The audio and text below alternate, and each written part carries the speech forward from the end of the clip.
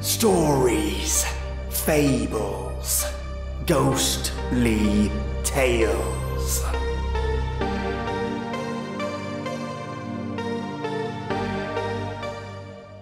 Have you ever stayed up late as a kid, sneak from out of your bed to spot that red fat guy who slips down your chimney, to catch him dropping off your presents? Well, count yourself lucky that you didn't. Oh yes, folks, Santa is real. Very real indeed. Welcome, listeners, to your final story for this year. Maybe. I'm going to have a little break between now and the 2nd of January, so I'll have a lot of catching up to do after that point. But if I can sneak some stories in there for you lovely listeners, I will. But right now, just before Christmas, I wanted to share this tale. Christmas Warning by Stephanie Selby. Be sure to check out their blog for more of their stories, because Stephanie is a great writer. So turn off your lights, turn up the sound, and get ready for a freaky Christmas tale. I don't hide the fact that I hate Christmas. Call me a proverbial Scrooge, insult me to no end. But every year, I feel a dread greater than anyone who hates the holiday season could ever claim. If you know me personally, you'd assume it's because of my younger brother's disappearance. And you'd be right, for the most part. It happened one Christmas morning, when by all rights, the two of us should have been sitting by our tree opening presents and making treasured childhood memories. Instead, I was treated with a day of police frantically searching around our house and neighborhood while questioning my distraught parents. They questioned me too, of course, but as a 10-year-old girl, I didn't have much to say. I told them that he and I had gone to bed, excited for what the next day had in store for us, and that was the last I saw of him. He just never came down to open his gifts, and that's when my mother discovered his room was empty. But that was a lie. I do know what happened to Chris. I know who took him away. And I know that if I told the truth, no one would believe me, then or now. Santa kidnapped my brother. Please, don't laugh. I know how it sounds, and you're right. It sounds ridiculous. He can't be real. And even if he was, he's supposed to be nice to children. But I know what I saw. And it wasn't some lunatic in a Santa suit either. That man was as real as a winter's wind that chills you down to the bone. I suppose I should start by telling you how all this started. Before the holiday was ruined for my family, that Christmas Eve we all left out cookies for Santa, talked about what we hoped he would bring, and then our parents read The Night Before Christmas to my brother and I.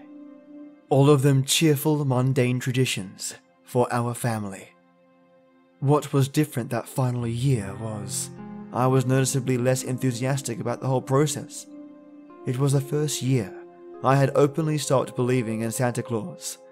I was a strange and cynical child, much to the concern of my parents. To tell you the truth, until that fateful night, I had never really been a believer in Santa Claus. I mostly just played along to please adults, but that year, I was tired of all the acting. That's one of the many ways we differ so much, my brother and I. You see, Chris was a young, energetic, and curious boy. I remember the year he was taken was also the one where he had found out where our parents were hiding our unwrapped gifts weeks ahead of time. He refused to tell his own big sister what she was going to get though. Figures, I guess. More importantly, however, being 3 years younger than me, he was still very much a believer. My flat denials of the existence of Santa Claus only served as a challenge to him, and he was determined to prove otherwise. We were heading up the stairs to bed when he got my attention. "Stay up with me," he said as he tugged at my pajama sleeve. I'll show you he's real. We'll catch him in the act. I bet we'll be the first ones to have ever done it, and I'm sure he'll give us all kinds of stuff when we do. I'd rather just get some sleep, Chris. I told him. You can go on believing if you want, but I don't have to just to have a good Christmas. I always tried to avoid being such a damper on his spirit, and I thought convincing him to forget his harebrained schemes would be better than waiting for up to half the night just to see his disappointment. Oh, come on, sis, he cried. Do I always have to make you have fun? If it weren't for me, you'd turn into a boring old lady just like Mrs. Henderson. I must have made a disgusted face because Chris laughed, gave a mischievous grin and said, Well, what's it going to be, Mrs. Henderson? Are we going to catch Santa in the act or not? Mrs. Henderson was my 4th grade teacher, and I despised the old crone with a passion. Chris knew how to push my buttons. Alright, short stuff, you're on, I said with more bravado than I actually felt. First to fall asleep has to wait till New Year's to open their gifts from Santa. Chris's eyes flashed with excitement at the wager. I'll take that bet. So, we went to our rooms to wait for our parents' turn to go to bed. After the lights downstairs went out, I waited about half an hour just to make sure they were asleep, and I crept out of my bed and sneaked my way downstairs. I saw that there was a light on in the living room. Chris was sitting casually near the fireplace. What took you so long? He asked, always the confident one. I waited for Mum and Dad to go to sleep, idiot. I replied. They're not going to be too happy if they find us here. With an unceremonious plop, I sat down on the couch directly in front of the fireplace. So, how do you expect to stay up the entire night? I asked. I imagine I'll figure it out, Chris said. I'm not sure how long we waited there for the so-called Saint Nick to appear, but Chris looked almost ready to doze off when we were shocked awake by something that must have been large and heavy hitting the roof. After a short pause, there was a sound of shuffling and the scraping of feet. I was sure I heard the ringing of little bells. Oh man, Chris whispered in awe. It's really him. For a moment, I wondered why Mum and Dad weren't awoken by any of this. All this racket was enough to wake the dead. But that train of thought stopped when chimney soot started sprinkling down into the fireplace. Chris dashed over to me and shook my shoulders. What did I tell you? He's real! He's real! Unlike Chris, I didn't think there was any supernatural explanation behind this strange occurrence. I was convinced it was a burglar, finding their way in through unconventional means. I sat, stiffly staring at the fireplace for a few moments, unsure of what to do, until I rose and dived underneath the couch to hide. What are you doing? Chris cried in bewilderment. He's coming! Get down! I whispered fiercely at him. We don't know who that really is! Chris opened his mouth to protest, but a voice let out a grunt from the chimney, and it spooked him enough to find a spot of his own. He hid behind Dad's large leather lounge chair in the corner. A few moments later, a final, loud thump came, and the front of our fireplace was obscured by all the soot rushing out into the air. I covered my mouth and nose, trying desperately to prevent myself from coughing. When it finally settled, the sight gave my cynical mind a serious shock. The old man that stood before me really was someone dressed as Santa Claus, and he looked every inch the part. His body was the perfect size. He had the long white beard, and his outfit was a beautifully made red jacket and pants. His face contained the soft, loving features of an old man enjoying the moment. What surprised me the most about this strange man was, even though he had just entered through our musty chimney, there wasn't a single speck of soot on him. It was almost as if anything that could mar his perfect appearance was naturally repelled. I was finally convinced he was the real deal by what came next. Throwing his sack of presents over his shoulder, Santa stepped away from the fireplace, and the short elf girl emerged to follow him. The elf had pointed ears, a glistening green suit, and was so short she only came up to Santa's knee. Unlike the jolly old man, she seemed terrified to take a single step into our home. She looked all around, as if there was some terrible threat in the room, and seemed only slightly relieved when she mistakenly thought it was empty. Santa noticed her fear, but rather than reassure her as would be expected, for a fraction of a second, his kind face changed into a look of pure, horrifying malice. It was like the kind old man had been replaced by an insane, merciless master, only to return a nanosecond later. The elf's mood changed on a dime. In short order, she was filling out stockings with small toys and candy, with a smile plastered on her face, which seemed ready to crack at any moment. Being so short, she had to use some kind of magic to levitate so she could get within reach. With purposeful yet quiet footsteps, Santa made his way to our tree.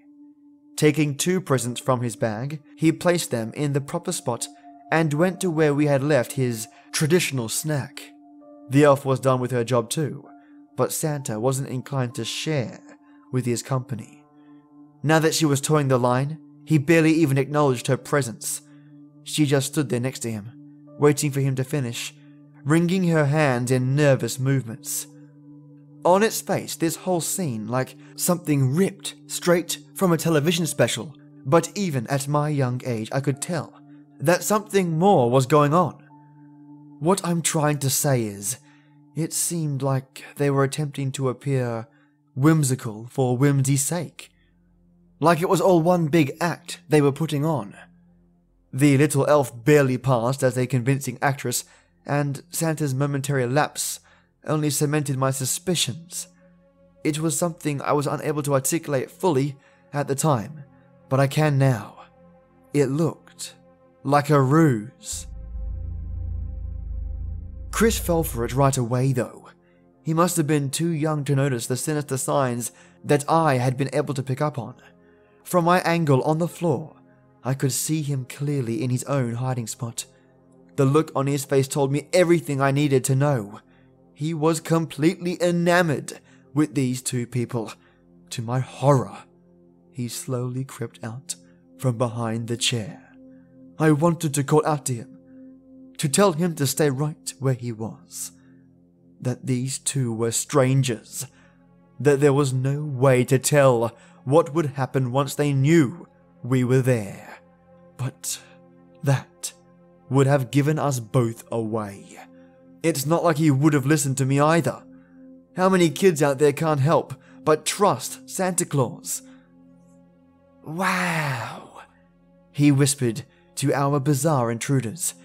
"It's really you." At this, both Santa and his elf turned to find Chris standing in the middle of the room.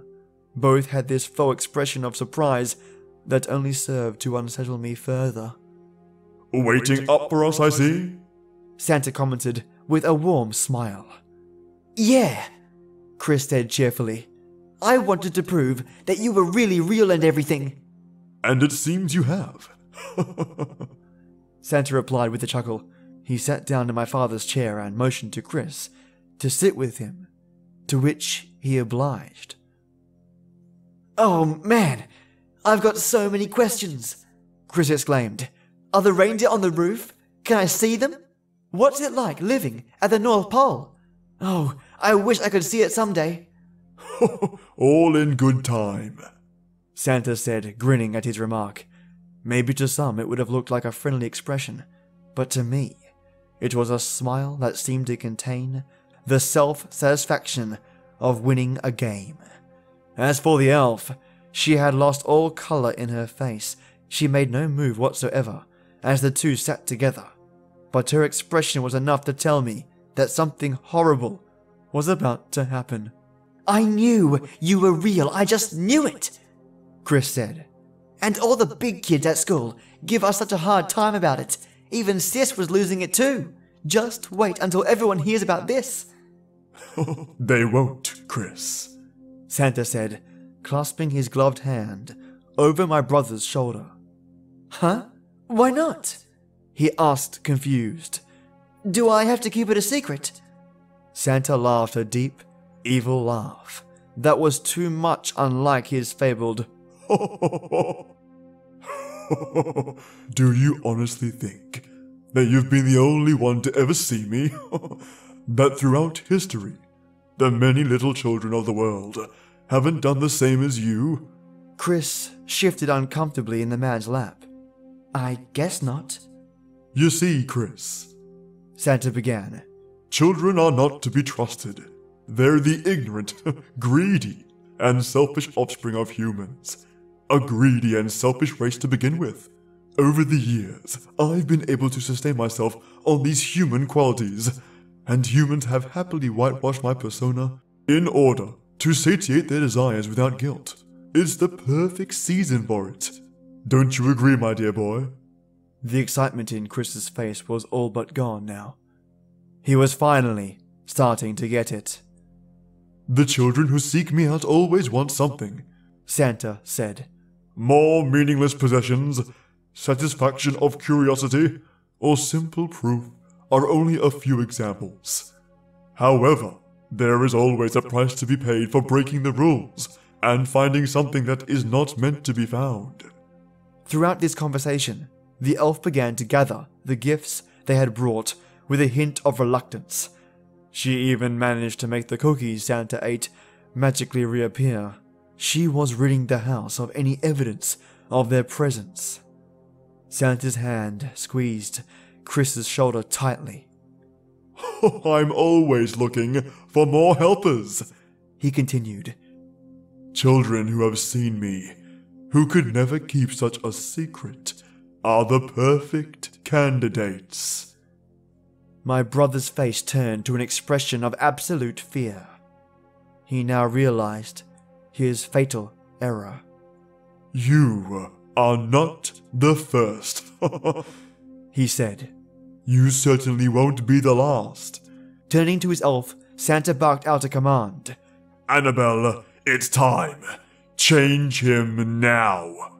No, please, The elf stammered. Please, don't make me. Santa gave her a cruel look of disdain and waved his hand toward her in an odd way. I was horrified to see the elf suddenly start clawing frantically at her face, digging her nails into her own skin. She screeched in pain. Unable to stop harming herself, Santa waved his hand again, releasing her from her torture. Her face was now covered in scratches and dripping with blood. Chris screamed and dove off Santa's lap, trying to rush out of the room. But the old man made another strange wave with his hand, and Chris stopped in his tracks. As if possessed, my brother turned around to face him, his eyes wide with fear. He was under the awful man's control. Don't you see? It's too late for you now, he said triumphantly. Accept your fate. With a smug grin, Santa looked to his companion. I should really start having you all wear red, he said in a mocking tone. At least then, the blood wouldn't show so much. Are you going to do as you're told now, Annabelle? Or do I have to think of something worse for you? The elf let out a heavy sob and looked up to my terrified brother. I'm sorry, she said in a sad, high-pitched voice.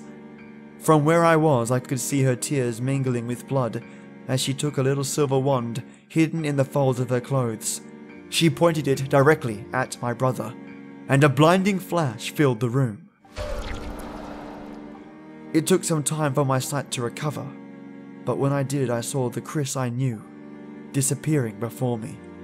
His whole body looked like it was melting before my eyes, unnecessary flesh falling away and reshaping itself. When the transformation was over, he was shorter and squatter. His ears came out to sharp points. His nose was round and flush, as if it had been out in the cold. Even his clothes had changed to a uniform similar to Santa's companion, only red this time. His new elf appearance was a caricature of his former self. He must have been so scared, looking down at his new form. He could only let out a pitiful squeak. So was I, as I lay frozen underneath the couch, clutching the carpet. And that awful obese man and strange crying elf dragged my newly turned brother into our fireplace. Chris looked down and stared directly at me, his expression a desperate cry for help. But what could I do? How could I fight off two magical beings without getting myself into the same horrible situation? So, I did nothing. I still have nightmares about that. With Chris in tow, they shot up the chimney all together through their strange magic. And that was the last I ever saw of my little brother. For almost the entire night I stayed under the couch, softly crying. In my state of shock, I had no strength to do much else, but as I saw the sun slowly rise from the windows, I knew it was safe to crawl out of my hiding place and find my way back to my room. The rest, I guess, is history. To this day, I won't have anything to do with this terrible holiday. I don't decorate. I don't give out gifts. I don't go to parties. I won't even live in a house with a chimney or fireplace. Hell, I even refuse to visit houses with one this time of year. Don't even get me started about the mall or street corner Santas. I just keep to my apartment as much as I can. In my paranoia, I really just turn into a cheerless shut-in a month out of the year, because I know that somewhere in the world there will be more unlucky children going missing. I still don't know why I didn't meet the same fate as my brother. He has never told his captors that I was there too. Could he really keep a secret for that long? Could they somehow pry the truth out of him? Every year since that night, I've been terrified that they'll finally come for me. Perhaps what keeps me safe is the fact that I've stayed quiet all these years, never telling anyone what really happened. I can only assume that Chris has done the same. Anyone out there must be wondering why I'd say anything about it now. To be honest, I want to because I'm not sure what the fat bastard could do to me. I mean, there's no way he could turn a full-grown adult into an elf, right? But most of all, I want to know what's become of Chris. It hurts to think what could have happened to him over all these years. And I need to find out. Maybe if I share my story with the world, somebody out there will give me some answers. Maybe there's some way I could help him. I'm willing to take that risk. I just hope all the disturbing possibilities I've imagined won't come to pass. Christmas Eve is coming. Wish me luck.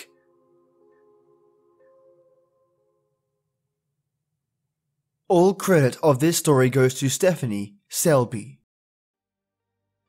Well, that one sure is freaky. The line in particular that freaked me out was, unnecessary flesh falling away and reshaping itself. Really getting under my skin on that one. I mean, what's it reshaping into? And where's that skin going? What's the purpose? It reminds me of that witch's scary scene where the witch turns that child into a mouse. When I was a kid watching that, I was absolutely terrified. Left a long-lasting mark on my mind. So yeah, this story conjures up images just from that film alone, and it still gives me the willies. So well done, Stephanie, and it's quite difficult to write a Christmas story that brings that scare factor in an area like Christmas where there's so much positivity, that there's a fine line to walk before the horror can turn into humour. I think Stephanie did a great job at balancing that. Lovely listeners, I just wanted to say it's been such a brilliant year, and undoubtedly a brilliant Christmas to come. And I want to take this opportunity to say, Happy birthday, Mum. Lots of hugs and lots of love. Now, it's time to thank you. With you listening, the podcast has grown, more listeners turned into writers and people who never thought they had a story in them, sending their stories right on through. It's been amazing. More authors getting more exposure thanks to your reviews and ratings, and old authors who hadn't written in months or years picking up the pen or hopping online and writing stories again. Just brilliant, and all possible because of you. Every listen and every review has bolstered authors all on this channel to write more, to be more creative, and have a lot of fun. And I'm stoked for being able to achieve that with you all. So thanks. And here's to next year, with loads more tales and, hopefully, loads more collaborations. It's going to be a wacky year, I can already feel it. And I'm going to bring you all along for the ride. So have yourself a fantastic Christmas, and hopefully it's full of crazy food, family, friends, and good times. Or if you're flying solo, may you have copious amounts of tea, candy, and cake at your disposal, and I'll be there to warm you up. And you might have noticed my nose a little bit stuffy. Apologies for today because I've got hay fever and it's getting in the way of our recording. But if you didn't notice, awesome. If you did, apologies. Now next week I'll do all I can to sneak in some horror stories, whilst being technically away. But I just wanted to let you know, in case I couldn't get around to it, that I may not be able to get those episodes to you, but I'll try. Love you all, and have a brilliant Christmas and New Year. As always, till next time.